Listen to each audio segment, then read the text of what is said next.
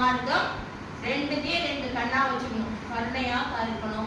அடுத்தது தன்னை அறிந்து கொள்ளணும், தன்னையும் தனக்கு ஆதாரமாக இருக்கக்கூடிய இறைவனையும் அறிந்து கொள்வதற்கு, அந்த சிவமாகிய பரம்பொருளை அறிவதற்கு சத்விச்சாரம், தன்னை அறிந்து கொள்ளணும் அப்படின்னு சொல்றாங்க.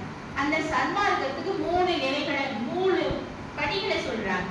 என்ன படிகள் அப்படின்னு சொன்னா, சமய சன்மார்க்கம், மத சன்மார்க்கம், முதல் கடைசியில தான் சுத்த சன்மார்க்கம்.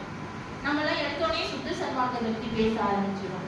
அந்த படிகள்லாம் கடந்தாதானே சுத்த சன்மார்க்கத்துக்கு போக முடியும்.